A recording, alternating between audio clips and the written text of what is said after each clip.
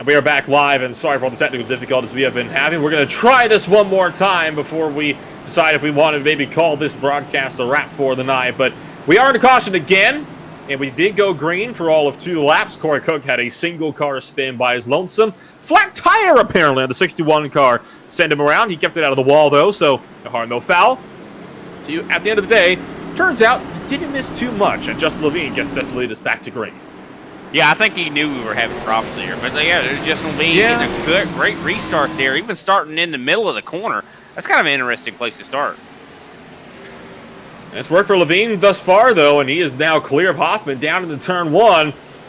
Craftsman looking to fight back, coming to 12 laps to go. Make that a little bit more than that. I'm about to get confused with my stage and laps here again, Brian, but so far we are still great. Look out for Roy Hyde, way wide in 3 and 4.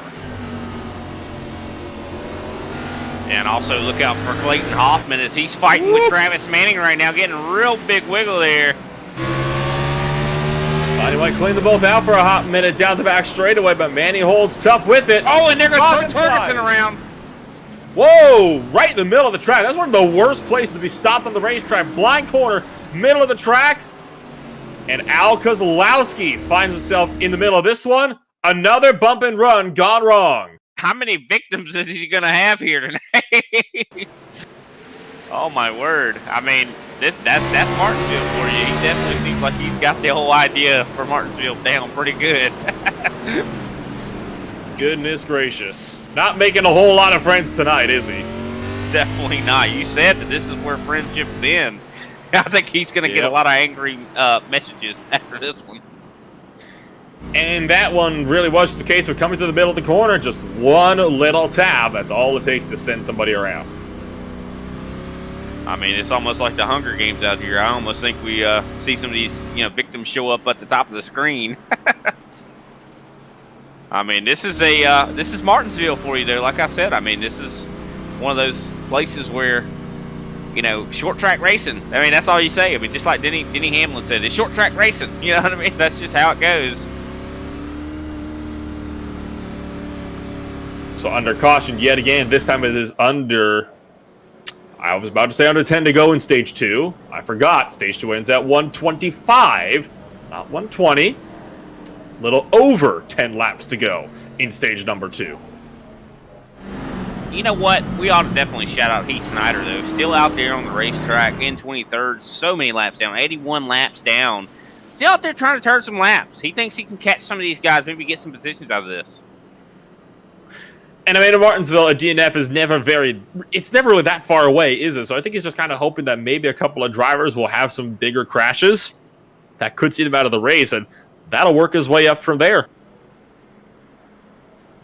Yeah, for sure. I mean, we definitely got to appreciate it. It's no fun to drive, on a broken race car.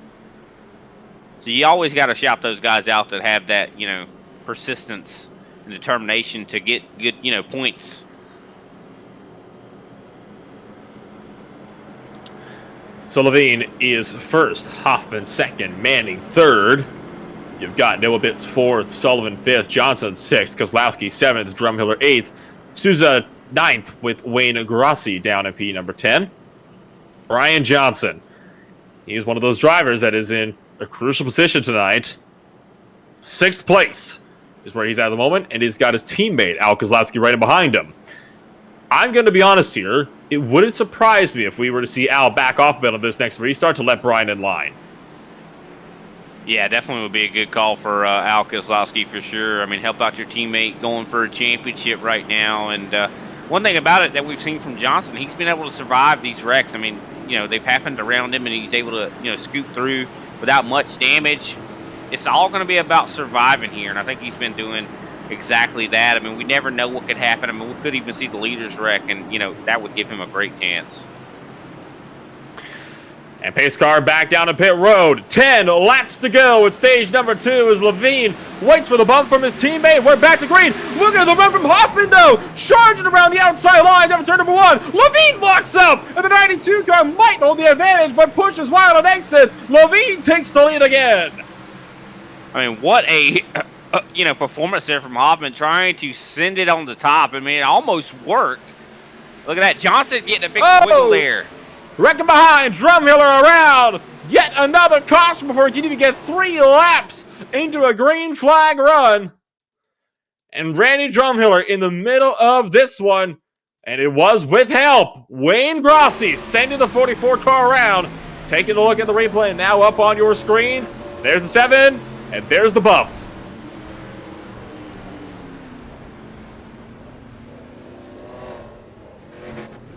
Unfortunate that the 41 was just a passenger in that. Matthew McMeekum had no control over what just happened to him. Yeah, it's a bit of a shame there for Randy Drumhiller, who's doing such a good job on just trying to keep out of everybody else's mess. And sooner or later, though, you're always going to find yourself in somebody else's mess. Look at Clayton Hoffman, interesting enough, coming down pit road. It's a very split call. Hoffman leads the about 4 or 5 guys that actually decide to come down. It is worth noting, we will have another restart before the end of this stage here, and it will be under 5 to go. I think the stage 2 is going to end under the yellow as well. Could very well be the case. But I think a lot of people respect Clayton Hoffman. That's kind of why they followed him down just now. I feel like, you see him go down. He knows what he's doing. But unfortunately, not a lot of people went with him. And actually, look at that. The 31 and the 44 are going down pit road. And you can take a look at Brian Johnson now up to P4 as a result of his huge charge through the field on that latest restart. That moves Kozlowski up to 5th. This is going to be great news here. If Johnson can get himself within about 15 points or so of Kyle Labrie and stays where he's at, he will almost certainly be able to make his way up and into the final 2.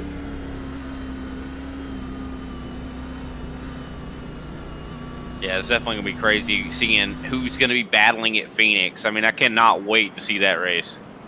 Especially with, like we were talking about before. I know before the broadcast we were kind of talking about how we're going to get to see the new track. Brand new scan. Came into iRacing just earlier today. Complete overhaul of the track. New start finish line. New pit road. New everything. And my God, does it look beautiful. And I cannot wait to see what we're going to be having after this race. I can't wait to see how that, the change to the start finish line is going to affect the racing there. That'll be interesting for sure. I mean, I think it's in an appropriate place whenever you put it over there on that dog leg. Because, I mean, that kind of does seem like where the front stretch should be, If you were to be technical about with most bottom halves, it should be in the middle of the dog leg, actually, I would argue. 100%. I mean, but here we are preparing to see some great racing. I'm sure the pace car lights are getting ready to turn off. You called it. There they go. And Noah Bitt's going to be starting on the high side this time around. And like we mentioned before, Clayton Hoffman starting deep in the field.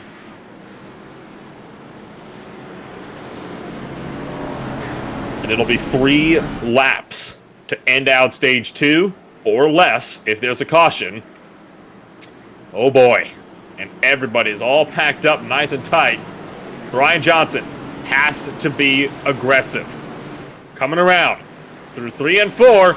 There's the jump from front line, and we're underway again. Johnson clear for 4th as Al Kozlowski moves up to allow him in. And that leaves Noah Bitts all on his lonesome on the outside line, trying to mount the charge on front line. Yeah, Travis Manning on the inside trying to do everything he can here. And I mean, always as aggressive as he is. But look at the run that Noah Bitts is able to generate. He's able to get clear on the top. What a job from him. Brian Johnson on the top of Travis Manning now. And 2 laps to go. Pit road is closed. Only about 30 to 40 seconds left here in stage number 2. Do they get back to this green checker flag? It'll be 1 to go this time by in stage number 2. And so far, Justin Levine is looking cleaned up in front. Noah Bitts is not close enough to imagine. Trouble in turn 2. And Troy Torgerson ends the stage.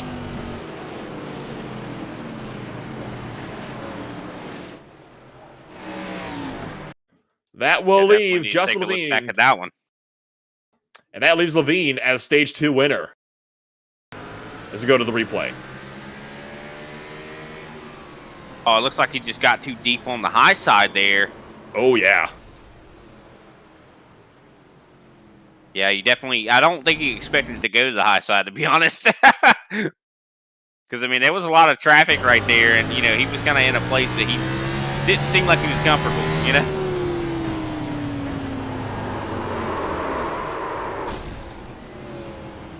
So stage 2 is completed. Once again, drivers come down pit road, and this time it's almost everybody that come on down to the lane, unsurprisingly, with the end of the stage. Free caution. Get your fixed up and get your fresh tires on. It does look like Clayton Hoffman is going to stay out, but he pitted pretty recently.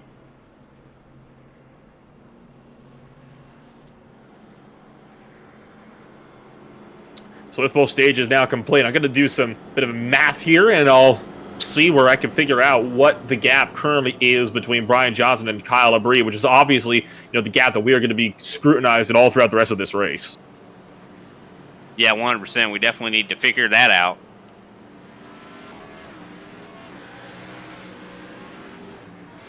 As we see some guys actually choosing to go back down pit road, or actually down pit road for the first time here. Randy Drumhiller went down. I do believe David Phillips also. So those guys are going to be falling back. A lot of track position going to be lost there. But Jeffrey Souza staying out here, looking very good. I mean, he's been running very well all day long. We'll have to see what Clayton Hoffman can do. We know he is capable of winning. I mean, you always have to keep an eye out for him. Justin Levine, of course, has been pretty good in the stage wins department. And Noah Bitts, after gaining the pole, has not found himself back into that top position for quite a while. It's unfortunate. I love that Aflac paint scheme. Definitely a fast car. Just sometimes, maybe a little adjustment could help that race team when it comes to maybe make some tire pressure adjustments as this track continues to cool down as we go later into the afternoon. And with the points now being run, this is obviously just rough calculations that I've been making on a piece of paper here. I've been kind of looking over the point system, and from what I can be able to gather here, if Brian Johnson wants to end up in that final round, he has to finish in 18th or higher. And at the moment, he's been in the top 10 all day long. It's almost a surefire spot for him. 100%. I mean, he's definitely... So after the calculations, if he finishes in the top, where? 18th or higher, from what I've been able to count out. So Brian Johnson pretty much locked in here if he finishes in the... Wow. Basically, yeah. That is insane. I mean, I thought it was more desperate than that for him. It was coming into this race, but he got, remember, an extra 7 bonus points from those stages, and that's what's helped him get into this position. Had he not gotten those bonus points in the stages, he would be in a must-win at the moment. Meanwhile, we go back. Green flag racing for stage number 3. Hoffman with the huge jumper on the outside line. Souza tries to cover off for second through 1 and 2. And third and final stage now on the 9. Single file out deeper in the field, as we are now just past halfway in this race. Littleton way up the track, deeper in the field, and side by side between Travis Manning and Brian Johnson through 1 and 2. And Brian Johnson looking good. All he's got to do is keep that thing pointed in the right direction, and he is going to be smooth sailing. Yeah, 100%. But I'm sure he still wants to do as well as he can, as he's fighting right now side by side with Travis Manning. Has the advantage out because Kozlowski able to get underneath Manning. And that 88 car going to be sending one up the inside of the front line, 22. That is going to put... Oh, let's go up to 7th. How about the crossover from Travis Manning? A little bit of contact involved with that whole thing there. That was definitely... Al seemed like he went a little too high in the corner. Got a little tight there, and Manning was able to get underneath him.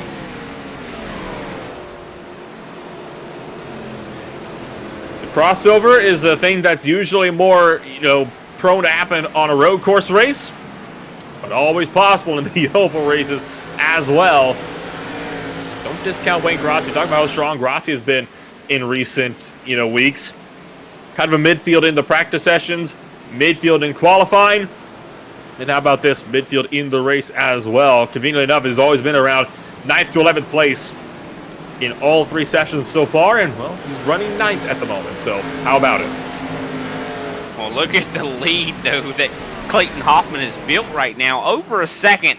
I don't think we've seen that thus far in this race until now. No, we have not. Clayton Hoffman has just been absolutely on it this race. There has just been rocketing away.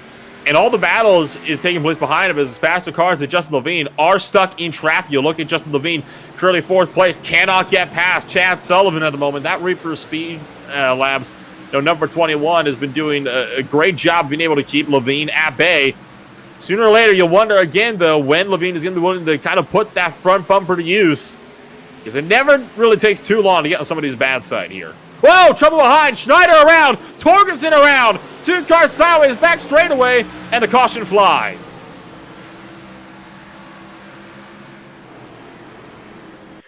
The 98. Torgerson's been having a lot of problems here tonight. I mean, we've seen him have such great performances in the last couple races, and now he's struggling. And we'll take a look at the replay here. And just watch this coming through 1 and 2 here. You're going to see Schneider right up in front of him. Synchronized spins. Yeah, they both lost it. Torgerson followed. They literally did the same thing at the same time. That was pretty impressive. I've never, you don't really see a lot of wrecks like that where it's 2 separate incidents that bring out the caution.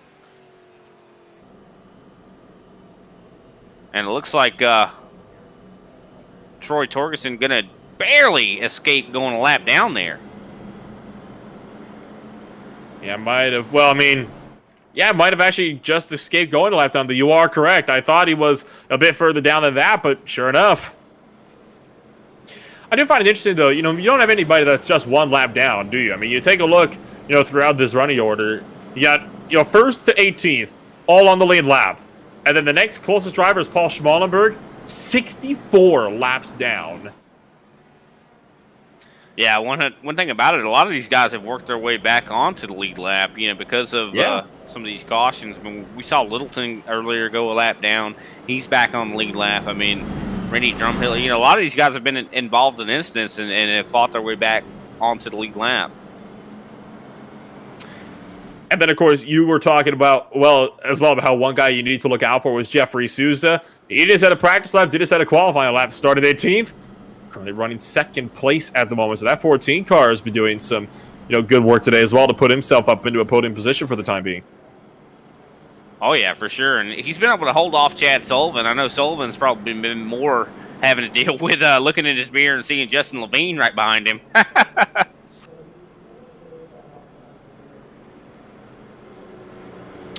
So you wonder how long, this race is going to go before we get some of those longer green flag laps. And so far, I think the longest run we've had was actually the second one we've had in the day.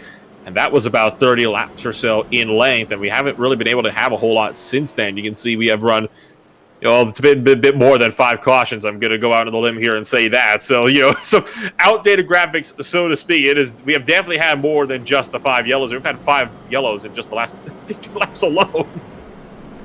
That's crazy. I mean, I know we had a little bit of a problem with the broadcast, so we do apologize for that, of course. But glad to be able to keep going here with everybody here. I mean, I'm glad we were able to, salvage this, watch this race, even though we've had quite a few cautions. I mean, still going to be great to see if, what happens here. I mean, you never know what could happen here in Martinsville.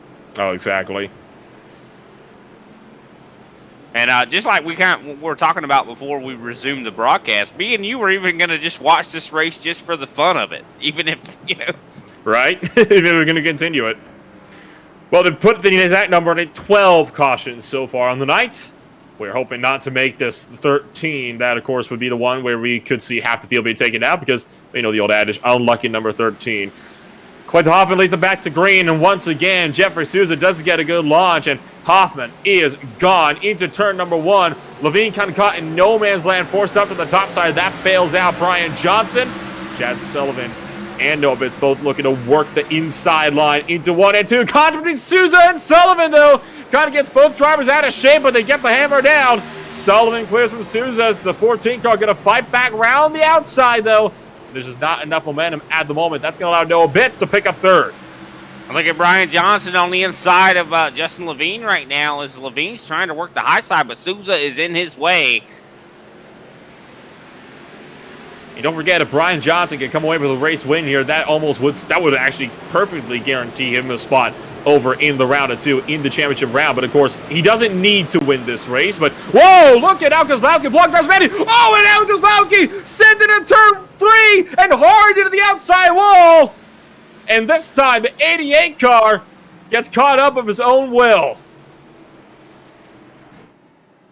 Caution number 13. Wow.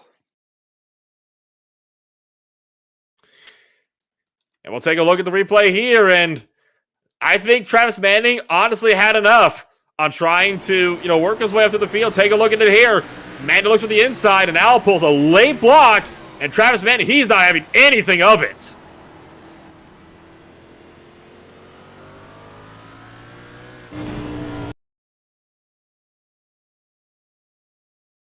Taking it out, man. Wow. Look at that. That is unfortunate for Al Kozlowski. I mean, Travis Manning, like you said, just no give and take there. He's like, you're going to block me down, I'm going to take you out. Oh, yeah. You saw it right there. He had no intention of lifting for that corner. That was absolutely 100% calculated on behalf of Travis Manning.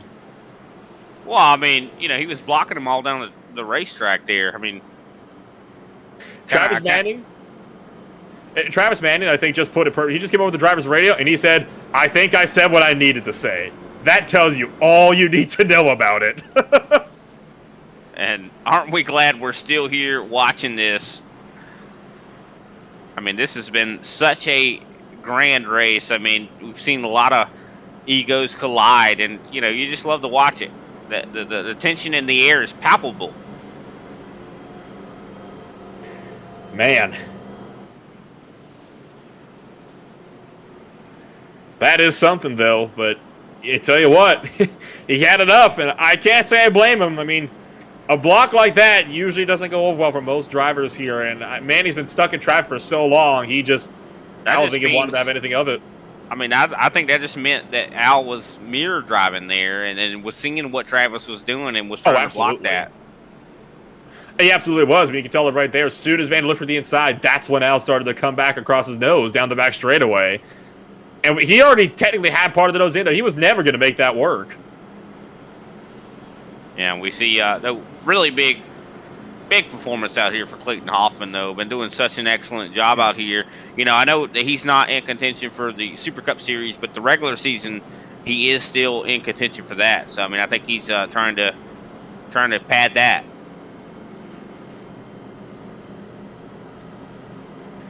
So 100 laps to go this time by.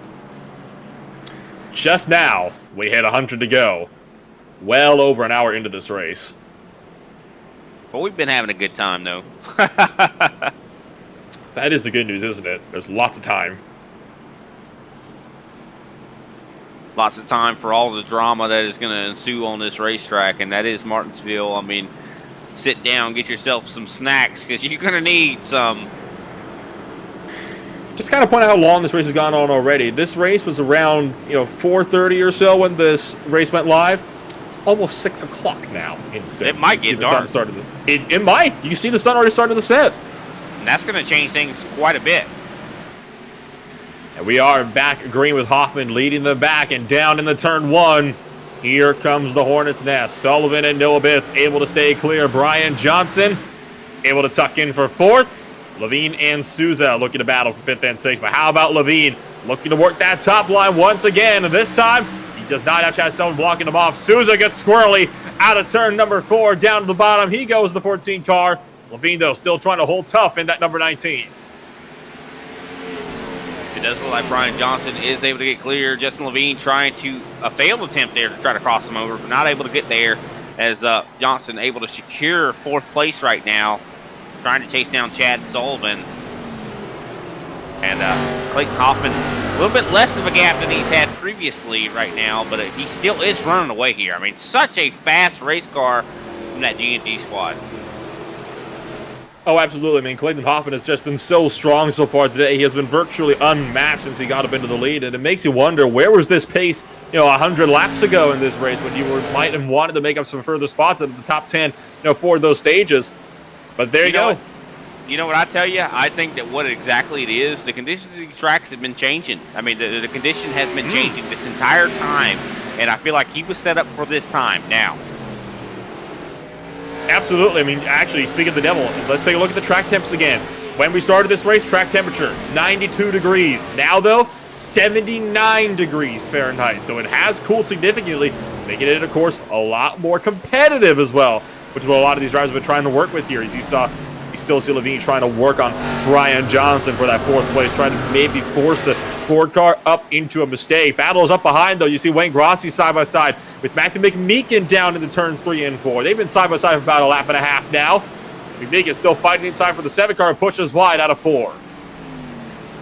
It looks like McMeekin has position there. If he could just get the momentum here, it looks like he does. He's going to make a good attempt at a pass here. I think he's going to get clear. Yeah, he's clear right now. So what a good pass there for McMeekin. Been fast all night long, been involved in some incidents here.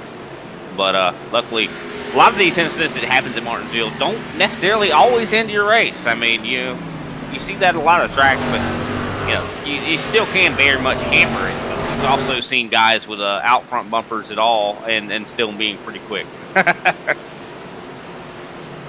With that battle clear, that basically just leaves the one that's still going on up further in front. But oh, look out, Manning! Really sideways and into the hard inside wall. Hard caution flies again.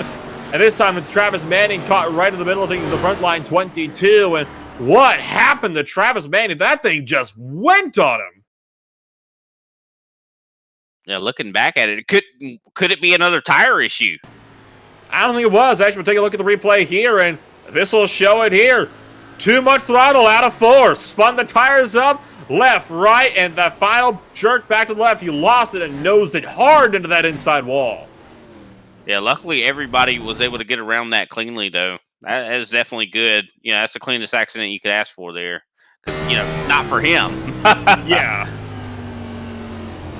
But he doesn't lose a lap there, so that's going to be good. Take a look on board with the 22 car. Tried everything to save it and keep the momentum up, but he just couldn't do it. And pit stop's underway. Again, it is almost a 50-50 split. Brian Johnson leads the field down. Levine is in with him. Hoffman staying out. Now, it's worth noting, by now, you come down pit road, you're good to go to the end of the race on fuel. Oh, yeah, for sure. And I don't know. I feel like Hoffman, he expects more cautions. He's willing to gamble it, and I know he has the pace also. Absolutely. That is, of course, 105 green flag laps is the estimated amount you can run. You can run quite a bit more when you're under caution, obviously.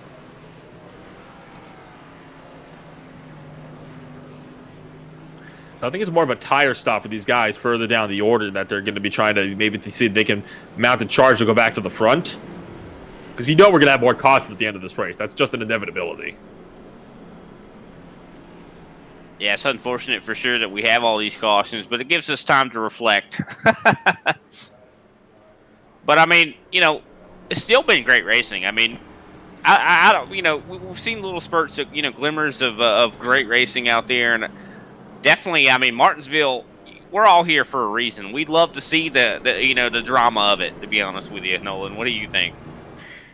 I don't think there's been a more real statement that has ever been uttered in the world of iRacing commentary. I mean, Martinsville is a track where you do not go here if you expect a clean race. You go here if you expect a race that is chaotic. Right. You break out the popcorn. I mean, that's just what you do.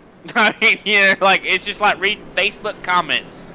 I mean, it is. You know what I mean? It is the Bowman Gray of iRacing. You come here to watch, a wreck fest. That is what you watch Martinsville for. And I'll tell you what, we have pretty much been treated to that here tonight.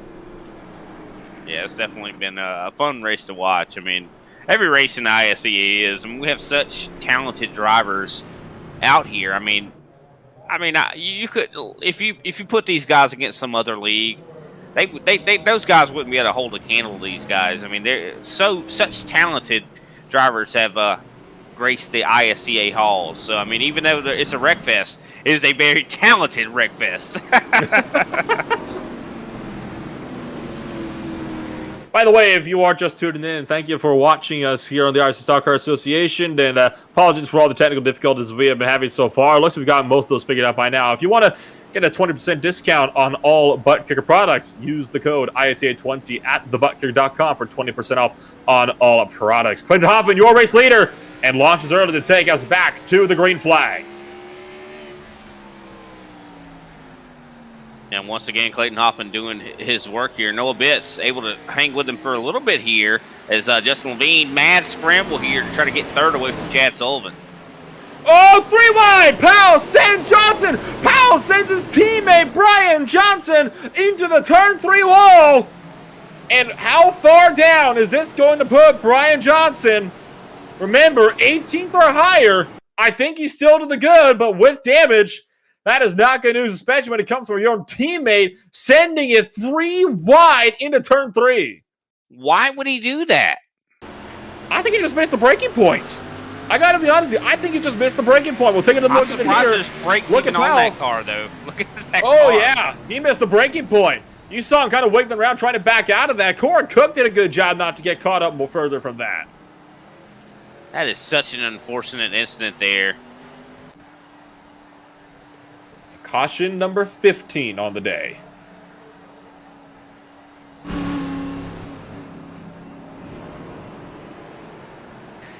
So Brian Johnson comes down pit road.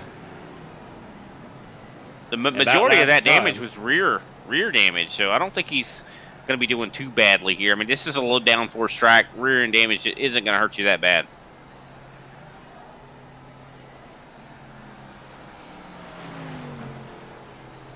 So 15th place, he would still be able to work his way up into the championship round of Phoenix. That is the good news. He would be 4 points to the good if I'm counting this out right. Yeah, I don't think he's done either. I mean, we've seen him, charge through this field. I mean, he's charged back and forth through this field. I think that he's going to be fine. I mean, he has been so consistent among the faster drivers today. I mean, he was 3rd place in practice, 6th in qualifying, but he's been consistently running up in the top 5, all race long. And of course, I don't think the damage he's gotten is really going to affect him that much. I mean, like we just literally saw Kenny Powell was fighting with him for position, and he did not have a front end. You know what I mean? Yeah. So I think he still has a good shot to even get a top 5, maybe a top 10. I mean, somewhere in there. I mean, I don't know if he's going to win this race, but he definitely will finish well and probably go on to Phoenix. At this rate, so long as he basically stays on the lead lap, he's going to be fine. But we all know Brian Johnson and like everybody else out on this racetrack, they're racers. They're not just going to settle for being safe. They're gonna try to go out there and do. He's been doing it all race, trying to get every position he can. And I would expect nothing less. I'd expect him to continue to work your way up through this field and get these runs in as best as you can now. And the lights are out on the pace car, and we get set to do it again. This time, it will be 69 laps left to go at the line. I just cannot believe this modified is up here in the top 10.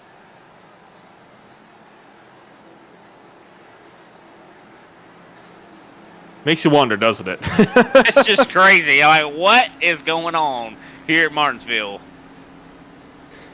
That's no doubt what some of these guys are wondering. Clayton Hoffman, it is business as usual up in front.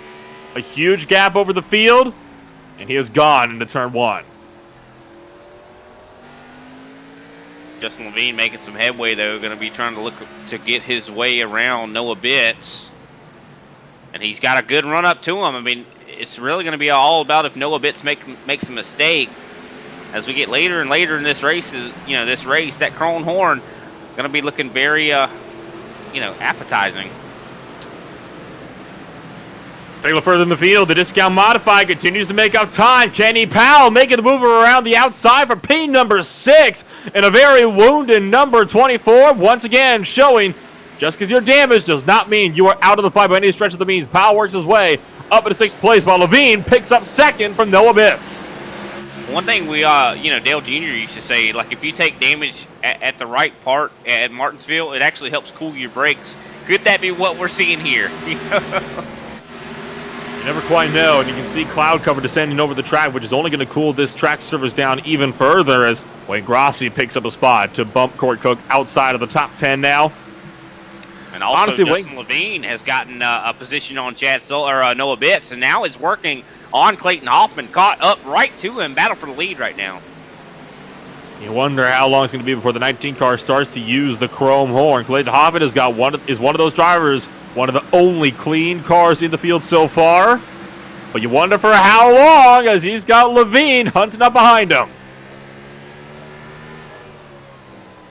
100%. I mean, we could, and it looks like Clayton Hoffman going to go a little high in that corner. I think he's giving it up to Levine. That's a smart choice from Hoffman. He knows that he's probably on newer tires right now. Side by side through 3 and 4. Justin Levine cleared out of turn 4. Hoffman can't fight back, and Justin Levine goes back to the race lead. Also back further in the field, Wayne Grossi fighting with David Phillips right now, able to get clear here, and that's going to open the door here for Cory Cook. We thought Cory Cook was almost out of this race considering the handling conditions he's been having all race, but he has fought his way back into the top 10.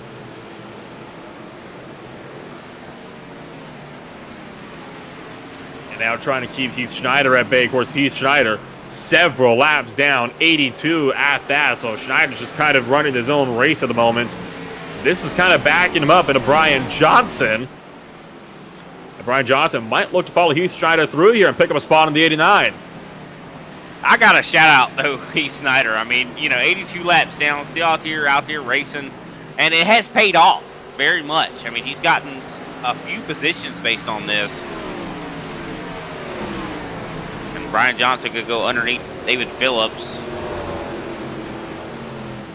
Very easy pass for 11th place there. Look at Troy Torgerson trying to make it another one, but of course Torgerson, yeah, more laps down, make it 4 down for him. The next closest driver back from position for Phillips is Randy Drumheller. Oh, and Sanchez into the inside wall, further in the field, the 31 car, losing it by himself out of turn 2, but no caution. We stay green. Nobody was around him, and he didn't spin all the way around. That's definitely very lucky for everybody out here. Of course, not lucky for Mark Sanchez as he loses a lot of time.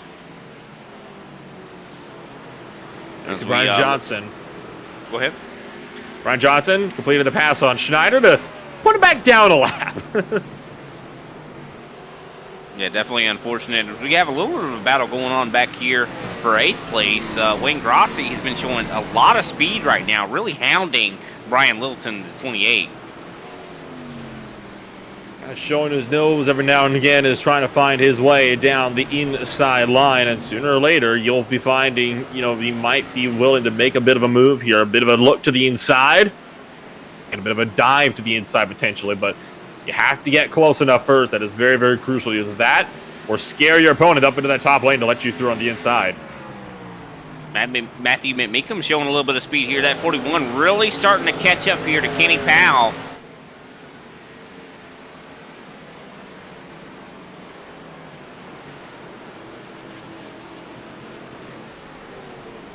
So a lot of battles kind of ended, not determined right now. I mean, haven't really broke out in the all-out war just yet, but like we were talking about, Wayne Grossi and Brian Littleton really starting to hound him as we see some side-by-side battling back in the pack.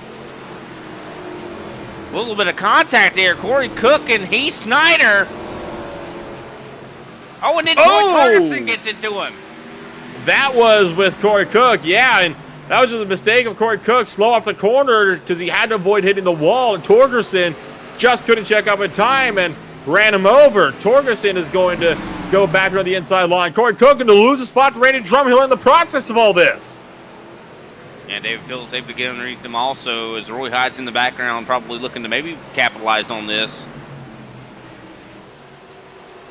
I think they're trying to size up Cory Cook up the road here, but that 61 car is a wounded bird at the moment. You can tell lost a lot of pace over the last few laps. Just up and struggling to hang on. Up in front, Matthew McMeekin making up a spot on Kenny Powell, as you say. There you see, now you can see Brian Littleton looking for the inside line, sideways up the corner over the 28 car, and that allows Powell clear, and Powell's going to come down to cover him off into turn 3. Yeah, Wayne Grossi getting right up to the back bumper of Brian Littleton there. Almost was a little bit of contact, but Wayne Grossi, I think, has as this race goes on, a lot of these guys have learned a lot of lessons. Wouldn't you say, Nolan? You take one look at the cars, and I think it's worth saying that that is a fact.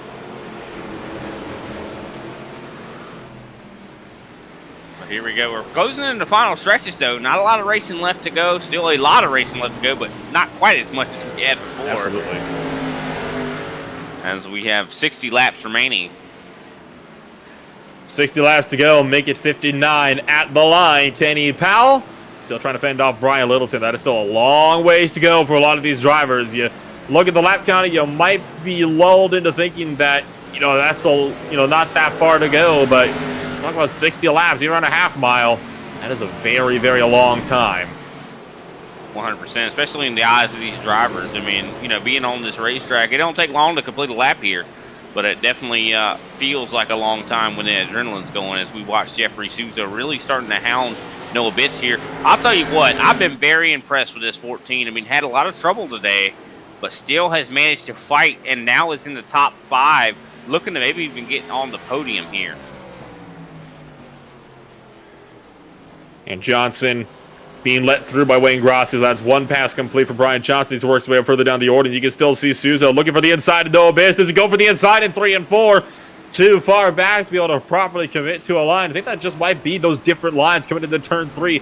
You really have kind of 2 different lines you can take on each of these corners. You can kind of take the wider arcing line that Noah Bitts has done, where you can find yourself with a solid run as trouble turn 2. Brian Johnson spins around again.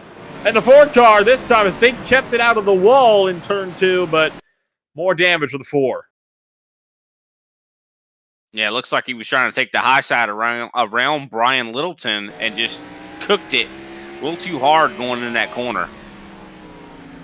And on the brakes, there it is. Yeah, just lost it by himself, and does back it into the wall just a little bit. So that back bumper having a bit more damage, but like we said before, as long as he stays on this lead lap here, it's going to be smooth sailing. He would need to go 46 laps down in order for him to be able to actually lose out on this race. And we're seeing a lot of guys choose pit road here. Heath Snyder going to get a lap back here. And all of this, I think, will mean that we will be finding ourselves with our final round of pit stops on the day, at least stuff that we can expect to see, maybe one more further down the line if another caution comes out closer to the closer to the end of this race, but you never quite know. So Justin Levine led them down. He will lead them off as well. So caution flag is out for the 17th time tonight. We'll take a quick commercial break and we'll be back in a few moments.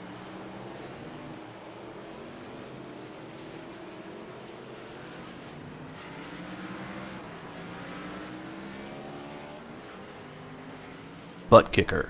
Feel what you've been missing.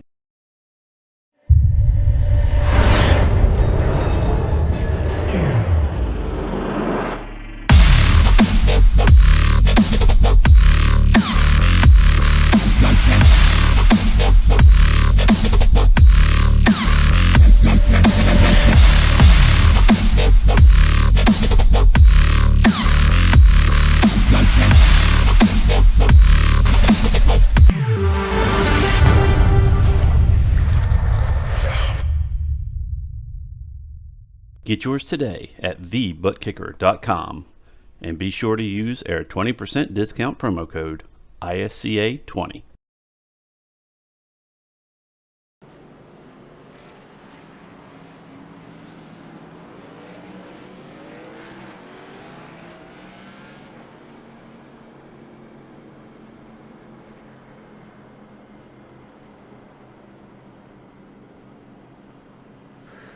And you see Levine playing some games with Heath Schneider behind the safety car, and why not? You're coming up to 50 laps to go. May as well have a little bit of fun with the teammate that is 81 laps down. And, of course, on this restart, this will be very, very crucial for Brian Johnson. If Brian Johnson can make it just one more lap, he will almost guaranteed be safe into the round of 2 on points.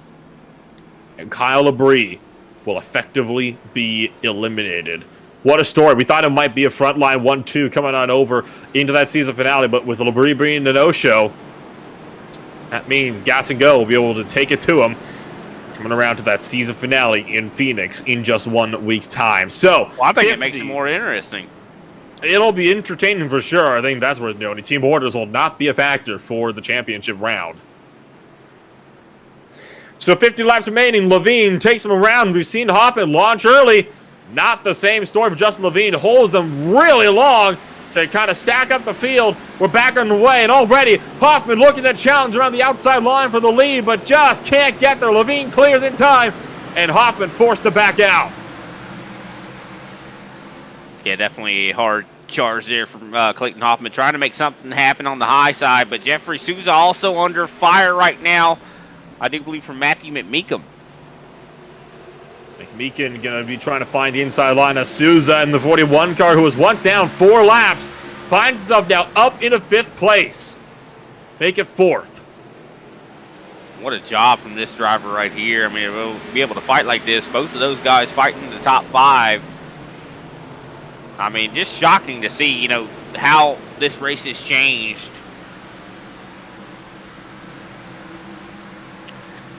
And in turn 3, you see Wayne Grossi having a go at the inside of Randy Drumheller, but instead he finds up under fire from David Phillips II. The 44 car, though, does push wide to allow Grossi the space to move up the inside line, and that's a lunge from Wayne Grossi, forcing Drumheller out of line. Here comes Phillips, going to pick up another one to make it 2 for 2. And also we see Troy Torgerson in the mix here, but he is 3 laps down right now, but I do believe he's racing like he's on the lead lap. Just trying to make sure that he can find himself in a position where he can get another lap back and potentially contend for a win. He just needs 3 more cautions here, and he will be able to find himself back on the lead lap. That's, of course, provided he is not involved in the cautions himself. Of course, Schneider around in the background. The 8 car taking a slide through 3 and 4. And Heath Schneider spins out by himself, but no caution. Yeah, as the leaders actually are starting to catch him. They are straightaway away right now. But he has gotten it back going, but it is going to be kind of an obstacle for those leaders when they get up to him. We'll have to see how that handles. Substantial damage still on that race car.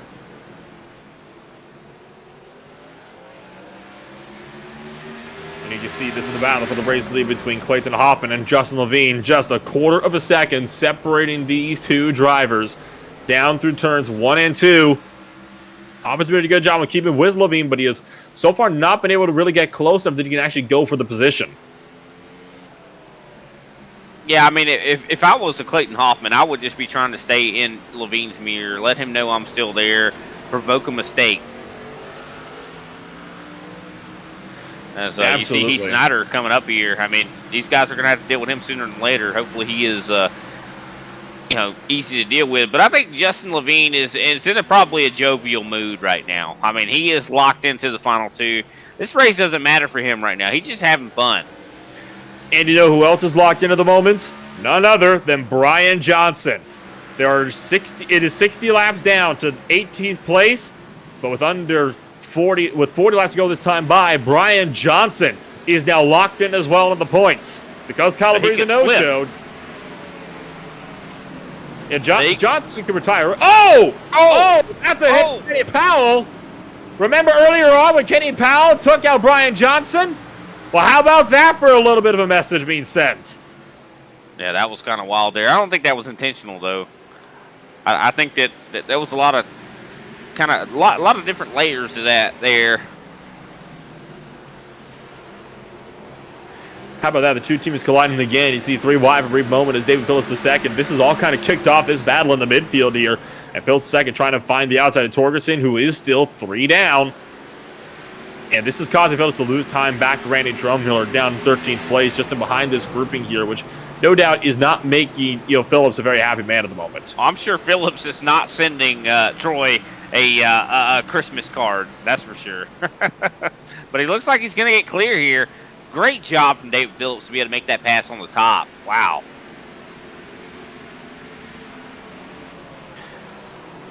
And Randy Drumheller trying to now work on Troy Torgerson. He's probably thinking right now, Troy, get out of my way. He wants to go through and fight for more positions up with the likes of David Phillips II at the moment. especially under 50 laps to go. You kind of need to make these passes now when you can. You don't have any time really to be able to just sit back and kind of let them come to you anymore, do you?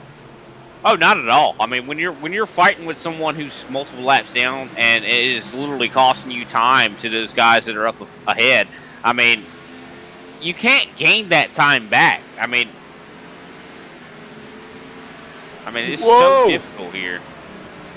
How about Cory Cook having a big moment out of turn number 4? You saw him fishtailing the round down the front straightaway deeper in the field. Cory Cook has had a pretty abysmal day, I think it's worth saying. I mean, he started up in 7th place looking to have a good day, but he has just been caught up in incident after incident, has not been able to get any kind of results at all today. And I think this is a race he's going to be wanting to forget. And look at this. We see a lot of changes in position back here. I do believe Wayne Grossi able to make a pass on Brian Littleton on the top. Also, Kenny Powell looking to maybe, go to tango here on the top. So something must have happened there with Littleton to make him slow down so much. I think might have had a bit of contact with Brian Johnson, as a matter of fact, out of turn 4 a couple of laps ago. And that is, caution flies again. That saves Brian Johnson, and it's Heath Schneider again. The 8 car having some more struggles to bring out our next yellow, and yet again a self-spin for the number 8 car. And I tell you what, just when you think it couldn't get any worse, right? Yeah, for sure. I mean, it's unfortunate. I mean, I definitely, like I said, applaud the persistence, determination to finish this race. But at a certain point, it gets to where, is it worth it to continue right now? I mean, can you gain any more positions? Yeah, it's going to be a big ticket question for sure, as pit stops yet again underway. This time it'll be under 30 laps to go when we take that green flag. Time slowly running out. Levine led them down. We are waiting to see if Levine will also be leading them off, but I don't think this would be a huge surprise to anybody, as there you go, Justin Levine off of pit road once again, and we'll take another quick step away, and we'll be back just in time for the restart. Ow. Ew. Ow. Ew. Want relief from tough pain without the tough taste? Try Goody's Cool Orange. Goody's fast, Goody's delicious. Because pain relief shouldn't be a pain to take. Goody's flavors, taking the pain out of pain relief.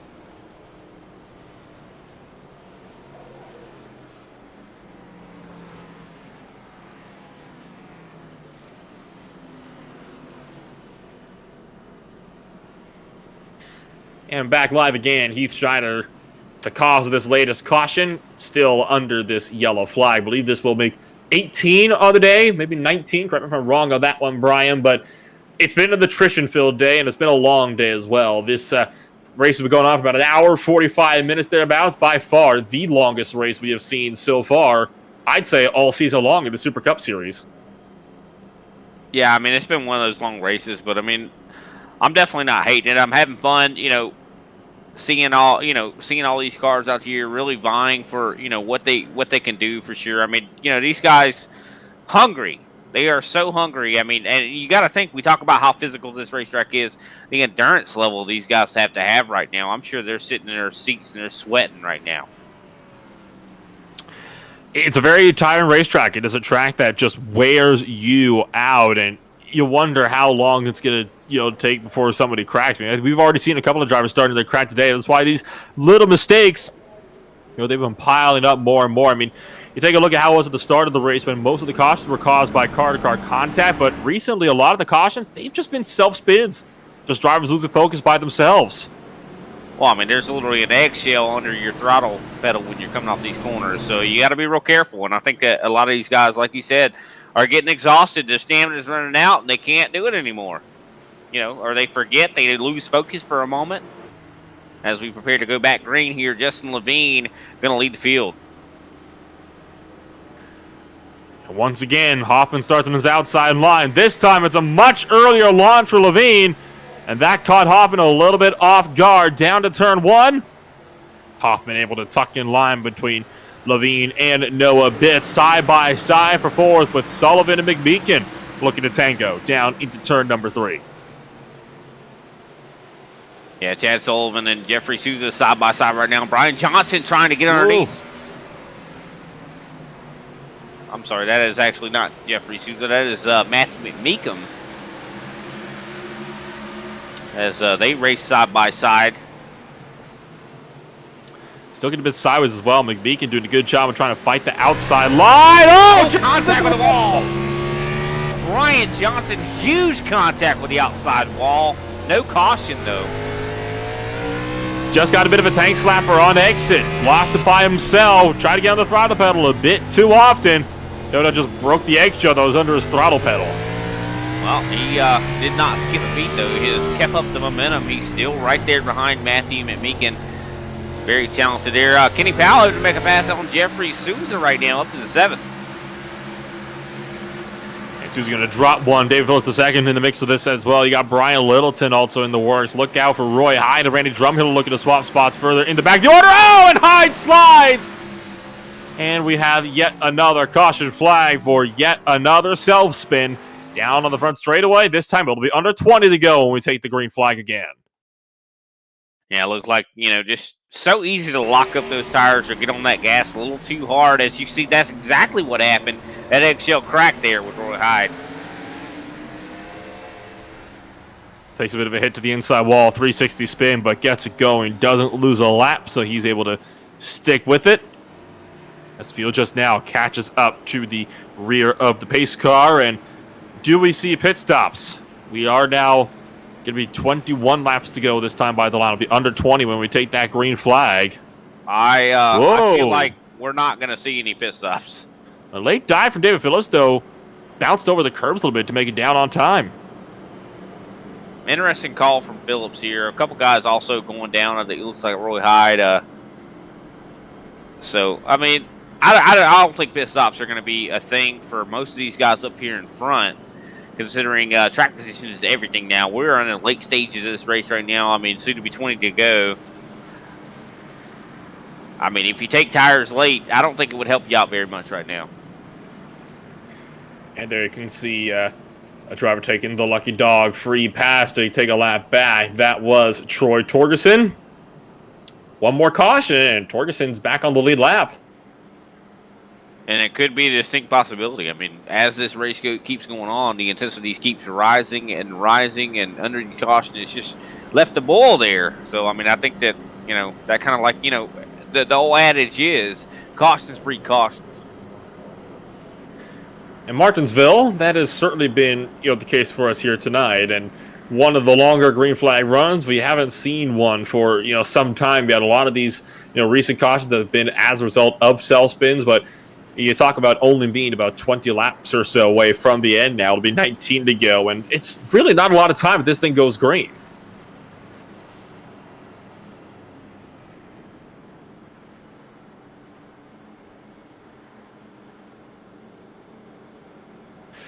I mean, you talk about, if this race ends up going green, there's only about 5 minutes left in the race if this all goes at green. So it's not a lot of time at all. You just need to be able to get yourself the green flag runs to be able to get yourself to the end of the race. And I think at the moment, a lot of these drivers are hoping this race could go a bit further green. There is still quite a ways to go. And I would say there's still enough time for Clayton Hoffman to really, put up a performance here for Justin Levine.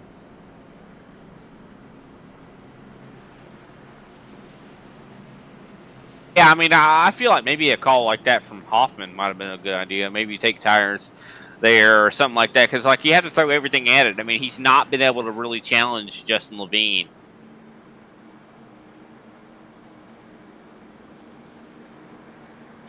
Might need to have Noah Bitts do something from behind and maybe take him out. That'd be the best bet, I would think, for Clayton Hoffman at the moment. And that being said, though, I mean, when they've been able to break away, Hoffman is able to, keep nice and with Justin Levine. He's just not been able to get close enough to properly, make the move. If he can get that bumper close enough to him, this is that moment now in the race. You never know. I mean, Justin Levine maybe backs it up a little bit too much, and Clayton's able to maybe use him as the brakes. We'll have to wait and see as Levine gets a great start. Really good launch there. Left mid-corner, but as soon as they turn 4, and that leaves Levine well clear. But look at Hoffman already covering him off. Oh, Brian Johnson tried to send one in, but goes wide out of 2 as a result. So Deeper in the field, still side by side. Sullivan working on McMeekin, trying to work his way around the top side as the top three single file it out, and caution flies. Didn't make it a lap, and this time Randy Drumhiller gets spun around yet again, and was this one with contact? It actually might have been. Oh, yeah, it actually was Wayne Grossi. We'll take a look at this one here. Randy Drumhiller coming around through turn 3. And it will be, big conduit with Wayne Grossi. It actually lifted the whole back end of the car up.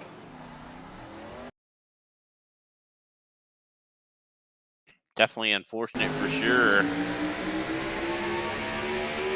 Take another look at it here and watch that back end of the 44 car. Grossi pushes up, and would there have been contact? It's debatable to say. Iverson thinks there would have been. And that puts us under the yellow flags once again. But this is good news for Troy Torgerson. Saw right there, exit stage left. Finally, after so many laps, Torgerson finds himself back on the lead lap. Yeah, going to be actually able to compete. I mean, we've seen him, passing a lot of guys, but has not been on the lead lap. So I think this is going to be a real injection for his race right now.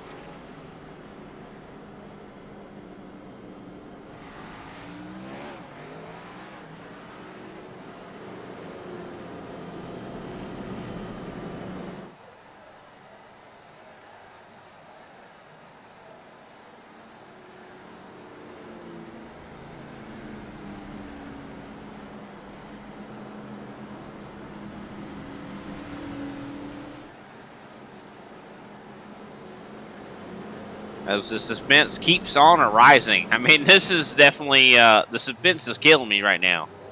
Right. I want to know who's going to win this race. Right? I mean, we haven't really been able to see a proper battle for the race lead pick on up in about 100 laps or so, and I think you and I are both in the same boat. If we want to see one of those battles, you really start to pick on up your fourth position. I mean, we're on lap 238 now, out of 250. You've got 12 laps to go this next time by. I think it'll be 11 when we take the green flag. Still plenty of time to make something happen. But I think Levine tried to kind of get one over on and kind of pull the wool over his eyes by leaving in the middle of 3 and 4 on this last restart. That's a trick that might not work twice.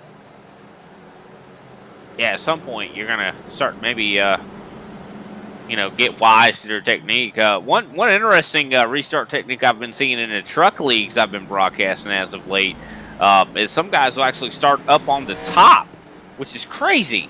But you get such a run on the start. And that's the only reason why people do it, is because while it's not the fastest way around the racetrack on the bottom side, or, when you're actually up to speed, on the initial start, you can get such a launch. You just have to make sure you come down to cover immediately, or you're going to have somebody throwing one up your inside. Oh, yeah, for sure. But here we go. We're going to see another traditional launch here from Justin Levine. Can he hold off Clayton Hoffman? And there he goes in the middle of the corner, able to catch Hoffman off guard. And they're wrecking already. Didn't make it back to start finish. Kenny Powell is spun around. And I have a feeling that might have just been getting on the throttle a bit too quickly for Kenny Powell. And we didn't even manage to, make it even to the start finish line that last time by. Oh, he lost it immediately. And then Roy Hyde comes up behind and actually hits him a little bit also. So, yeah. Wow, that was immediate. No kidding. Oh, Littleton. Brian Littleton just managed to squeak through that. That is unfortunate there. I mean, we talked about how good that modified has been doing in this race. Well, I think the lack of downforce on the front end might be, not helping. Not anymore. So that will now put us, we are now 10 laps to go in this race. The lap counter will finally hit single digits in the laps to go department. Now the only question is, of course, what happens in these final 10 laps? It'll obviously be less than 10 to go. It'll probably be closer to 5 to go by the time we actually get this thing back underway. Now, here's the thing. If that had happened earlier, that would only have been an extended yellow where the pace car would have come back out of pit road, led them around for one more lap, and then we would have gone again. But the problem is, that happened as soon as the green flag dropped, which means this is now a whole new caution, not an abandoned race start. My question is though, is how many green white checkers do we have? I don't actually believe that many. I think we only have one. Well, that's definitely going to be very useful. Because these guys have been having some trouble. I mean, I'll be as straight as I can. I mean, these guys have been having some trouble out here. I mean, it seems like you think the track will be cooling down. I thought we were going more into night, but it seems like it maybe have gotten hotter. I mean, think about that too. Only think 75. about the cloud cover. I mean, but then again, the cloud cover has kind of went away. Only 75 degrees. That's the lowest it's been all race long. I think it's just the attrition. I think it's the fatigue that is starting to get to the drivers. They've been out here for 2 hours, you got to remember. So I honestly think it is the fatigue that is just getting to these drivers. They can't handle it anymore. That's definitely probably true. I mean, I think for sure that these guys are definitely, like I was saying earlier about how these cautions really break up your rhythm, and you're sitting there left thinking with what just happened, and if you even have a problem with another driver, it could even make that worse, intensify that, because you're sitting there left stuck thinking about it while you're pacing here.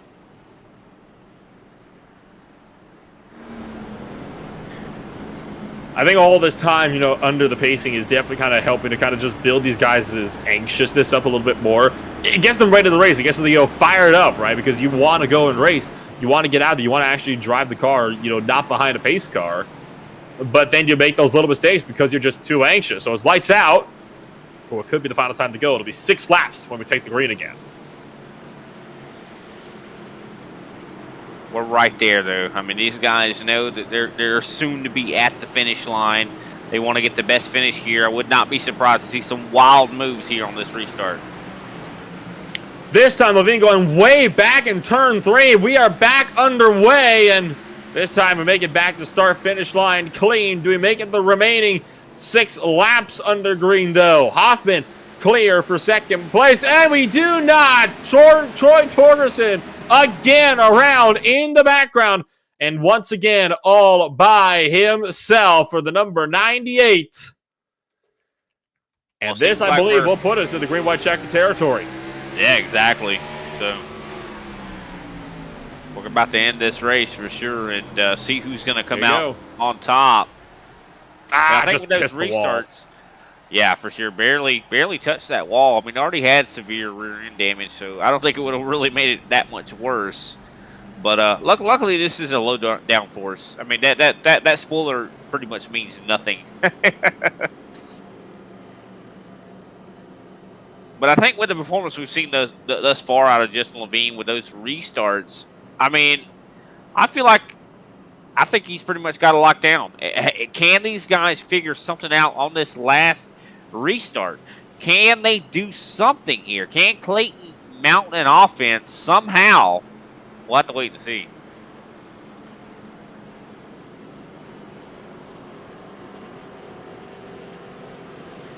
And you can see Mark Sanchez getting a lap back around the outside line. This only puts Sanchez 1 down, but he will not be able to make it back to the lead lap. This will be, unless the pace car lets go out here, this will be our green-white checkered attempt, and they do not.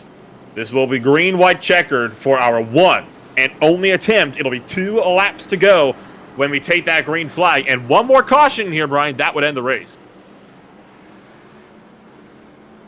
Yeah, it's definitely going to be wild here. Cannot wait to see what happens here. Can Clayton Hoffman manage to battle back? Can Noah Bitts make something happen? I mean, they've seen this guy restart multiple times. You would think they'd kind of figure something out. Hopefully they are able to this last time. Well, not for Justin Levine's sake, but for their sakes at least. Justin Levine pretty much just been on a, I wouldn't say Sunday drive here today, but he definitely has been stress-free, wouldn't you say? I mean, he's already locked in. It really didn't matter for Justin Levine if he would have shown up or not. He didn't even have to show up, and he still would have been able to be safe towards the end of this race, unless Kyle Brady showed up and Johnson had won. But Brian Johnson, I mean, he is so far back in the order at the moment. There's no way in 2 laps Johnson's working his way up from 12th place to win this race. That is not happening. The only pressure he's got from now is to have to worry about Clayton Hoffman. This is all about glory for him at the moment. Exactly. He's just out there to have a good time, be involved in racing, and we all love it. I mean, such a great race thus far. I mean, we've had quite a few cautions, but it still has been a good race. A lot of drama and stuff to talk about. Definitely enjoyed every bit of it as we prepare to do this green white checkered, as we see the lap counter kind of go a little bit further here. So a little bit more laps tonight than we suspected. And this will be it. The final attempt, and the one and only attempt at a green white checker finish. 2 laps remaining. Can Levine hold on? Or does Clayton Hoffman have something, anything, for the frontline driver and the current points leader? Green flag drops. We're back on the way for the final time. Much better job from Clayton Hoffman judging when he was going to go there. You could tell a desperation mode right now for Clayton Hoffman as he does fall back. Justin Levine is getting clear. Noah Bitts hard charging on the inside here. They make it back to the white flag. The race is official. They're still side by side for second place. Justin Levine has no pressure. It's between Bitts and Hoffman for P number 2. Out of turn 2 for the final time today.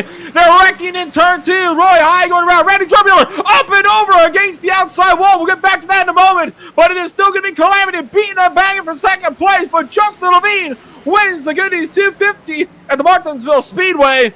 While Randy Drummuller takes a wild ride in turn 2. He will not finish this race on his roof, as you can see, for the number 44.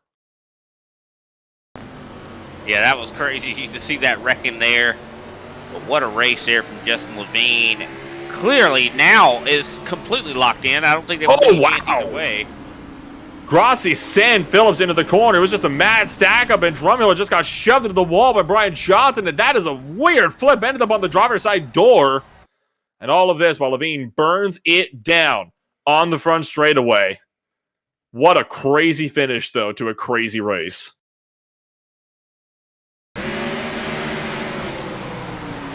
%. I mean, just as crazy as the whole race we've seen thus far. And with that one final look at that incident, why don't we take a look back now at your official post-race results from the second to last round in the ButtKicker Super Cup Series season. Justin Levine taking victory by half a second in a green-white checkered over Clayton Hoffman. Noah Bitts rounds out the podium. We'll talk to all those drivers in just a moment.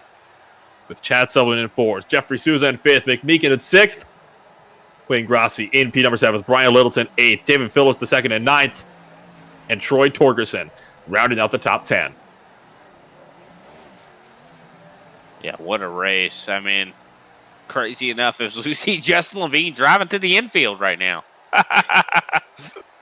Of course, you still got Kenny Powell down 11th place with Roy Hyde in 12th, Brian Johnson 13th, Cory Cook in 14th, last driver on the lead lap as well. Drummuller could finish on the lead lap, but ends up on his roof, one lap down for himself, but still beating out Mark Sanchez, and those are the last two drivers to finish the race. But there you've got Heath Schneider, Travis Manning, Al Kozlowski, Paul Smallenberg, Chris Johnson, Josh Schaffner, and John Mullins. So, Brian Johnson and Justin Levine will advance to the round of 2, and they'll duke it out for a championship. Winner takes all over at Phoenix. And we will start to bring up all these drivers. We'll be able to give them each a bit of a talk in turn.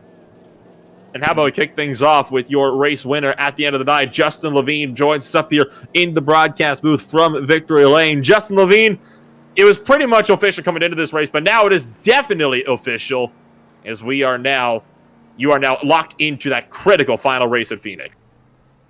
Oh, it feels awesome, man. I gave away last week, and I wanted to make sure we showed up today with a piece and got the job done. I'm honestly going to take it one step away from you for a minute. It was looking like it might be you and Kyle Labrie in the championship round, but Labrie on a no-show tonight. What happened? He had a wedding, but I think based on points, I think he'll be all right. I think Brian was in a must-win situation to knock him out, but I'm not sure. We'll have to wait on Kenny for that. But unfortunately, Labrie will find himself out of the playoffs tonight. That no-show for him, along with the two stage P4s from Brian Johnson, will clinch his ticket. He'll be going up against G&G in the season finale. But you take a look at Phoenix. Of course, you had the rescan just released today. That is what we're going to be racing on in Phoenix next week. And little time to practice on what is essentially a brand new track. Definitely going to start tonight, just try to get a base. I'm really excited to see what the new configuration's like. Iverson did an amazing job at the graphics and everything with the rescan. I'm pretty excited to see what we got. And no doubt we're excited to see what you've got. It'll be a winner-takes-all scenario in just 1 week's time at Phoenix, and can't wait to see what show you'll be able to put on for us there. But before we let you go, you're Justin. Anybody you'd like to shout out for that Frontline Motorsports number 19? Yeah, everyone back in the shop, but we did such an excellent job on this car. We worked pretty hard to get it the way I like it, and it paid off. Brucey Racewear, you guys, Kenny for putting this on, and shout out to Tony for watching me.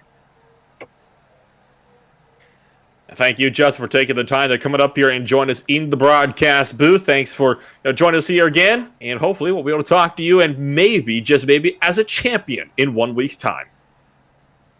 Fingers crossed.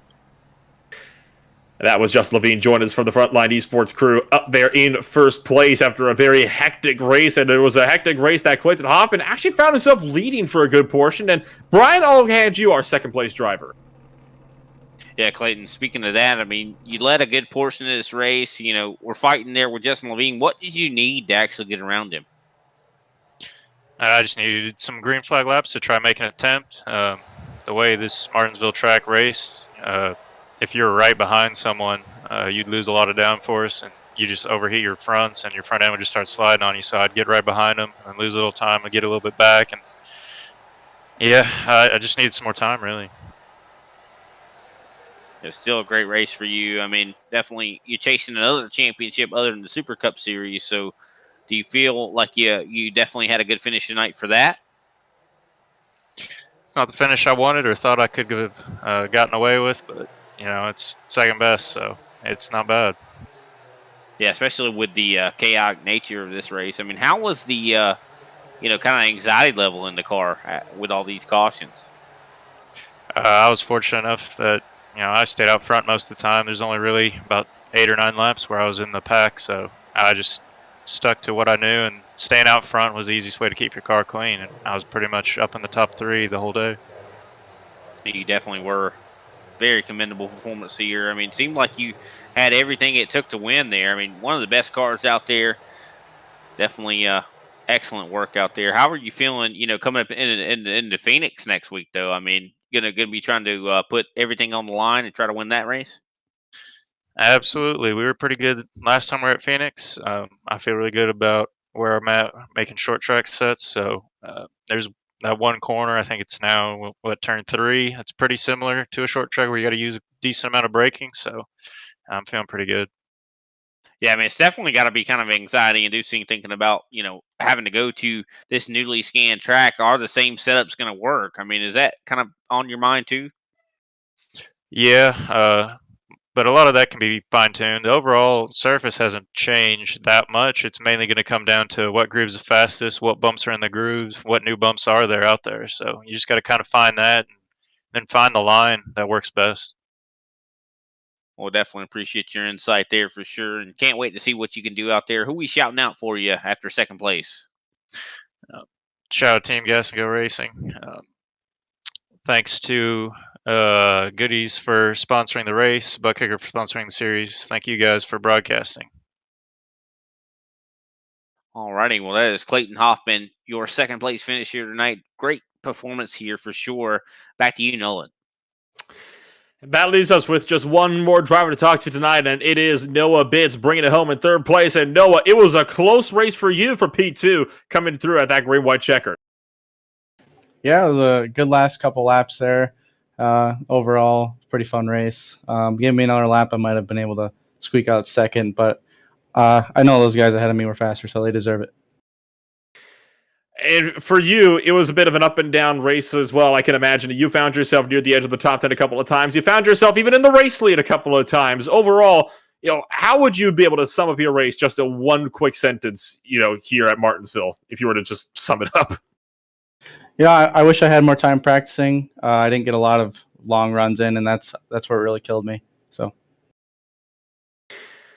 Well, thankfully, long runs certainly didn't seem to be, the name of the game here tonight. You were certainly good on the short run game, and that's what helped you to pick up a third-place finish. But Phoenix coming on up next. Brand new configuration. Start-finish line in a different place. Pit road is completely different. A new track surface. All of these various factors. Do you have any plans for Phoenix coming on up, or is it just going to be see what comes to you? I'm just going to put some time in, practice it a little bit. Nothing major. I'm not running for points, so I'm just here to have a good time.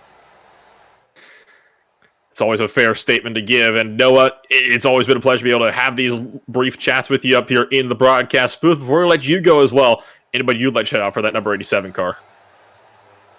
Yeah, the Affleck team was pretty good today. I've been getting polls last 3 weeks in a row, so that's been nice. I guess we'll just keep at it. Thanks. And you guys in the booth, I'm sure it wasn't an easy race to keep going with all the yellows. And thank you, Noah, for taking time out of your night to come on up and join us. And we'll let you get some rest now after a very long race and a tired one at that, I can imagine, for you. And thanks for joining us. Best of luck next week at Phoenix. Thanks. Have a good night. That'll wrap up our podium drivers then. And, well, Brian, we have some more breaking news. Just when you thought it couldn't get any bigger, turns out Brian Johnson not in after all, because Kyle Labrie knew he wouldn't make this race, took a provisional. That gives 20 points to Kyle Labrie. That bumps Johnson out and moves Labrie in to the final round at Phoenix. It'll be a front line. Are you kidding me? I am not kidding you. Just found that out a few minutes ago myself. It's going to be a frontline team battle coming on over for the championship. Oh, my goodness. That really changes everything. I mean, Brian Johnson literally was in a must-win. He really was. And unfortunately, it just didn't come together in Brian Johnson's way. But the good news is there will always be seasons coming forward. But from now, for Martinsville Speedway, that is all the time we're going to have for one night. I'm Adola Rembo with Brian Britt, doing a great job beside me, as always, in the booth with Rob Melnick down behind the cameras. So it's a shock 1-2 for Frontline in the points. And it'll be two Frontline teammates going head-to-head for winner takes all in the Super Cup Series just 1 week's time in Arizona.